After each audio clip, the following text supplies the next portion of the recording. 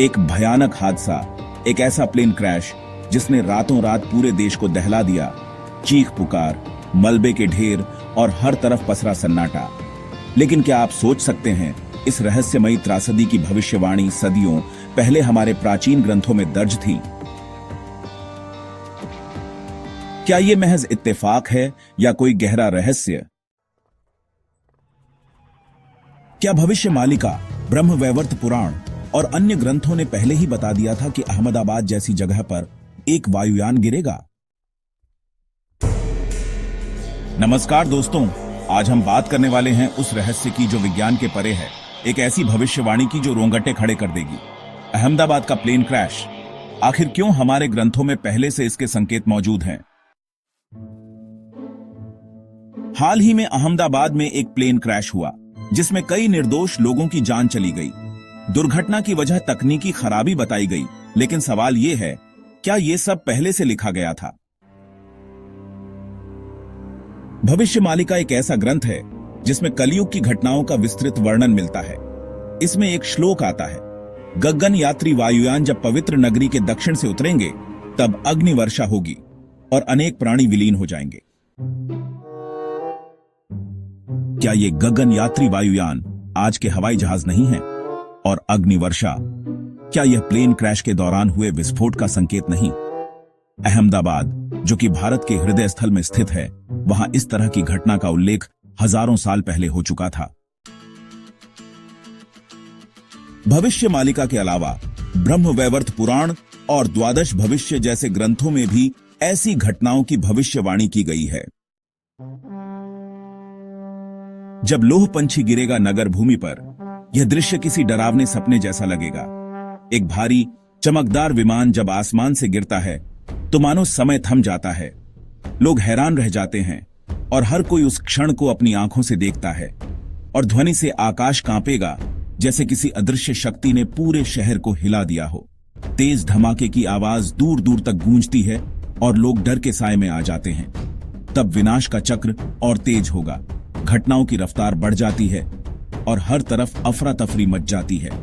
ऐसा लगता है मानो समय का पहिया अचानक तेजी से घूमने लगा हो। यहां लोह पंछी यानी लोहा बना विमान, जो आधुनिकता और तकनीक का प्रतीक है, अचानक विनाश का कारण बन जाता है। नगर भूमि यानी शहर अहमदाबाद जैसी जगह, जहां हजारों लोग रहते हैं और जीवन हमेशा गतिशील रहता है। और ध्वनि से कांपता आकाश यानी विमान विस्फोट की गूंज, जो पूरे शहर को हिला देती है और लोगों के दिलों में डर बैठा देती है। क्या ये केवल संयोग है या सचमुच कोई भविष्यवाणी पूरी हो रही है? सोचिए, क्या ये इत्तेफाक है या किसी गहरे रहस्य की ओर इशारा? भविष्य मालिका में लिखा है कि जब जब मनुष्य धर्म से भटकता है, तब तब प्रकृति और विज्ञान भी उसे चेतावनी देते हैं। यह चेतावनियां कभी प्राकृतिक आपदाओं के रूप में आती हैं, तो कभी विज्ञान के माध्यम से हमें संकेत मिलते हैं कि हम गलत राह पर हैं।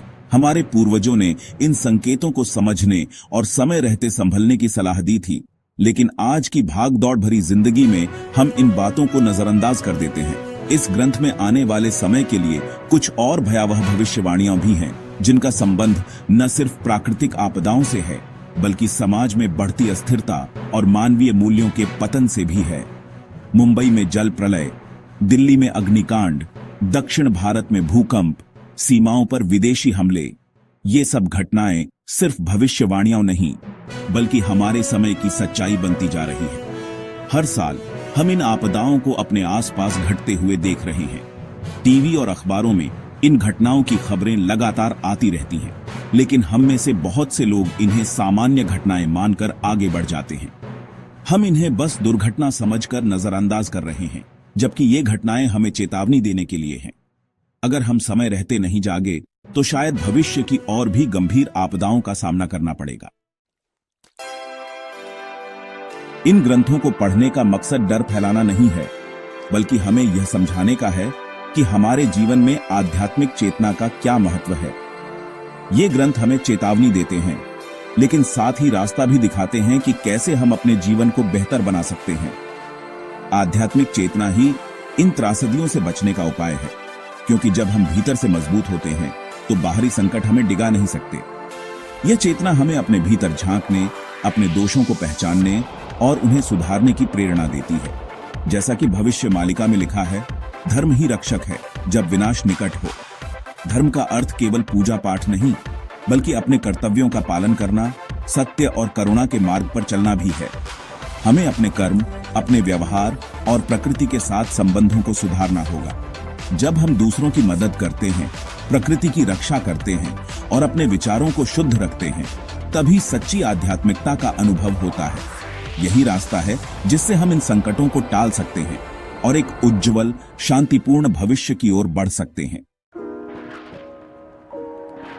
तो दोस्तों, क्या अहमदाबाद प्लेन क्रैश सिर्फ एक तकनीकी त्रुटि थी, या फिर यह उन भविष्यवाणियों का हिस्सा था जो हमें वर्षों पहले हमारे ऋषियों ने बता दी थीं?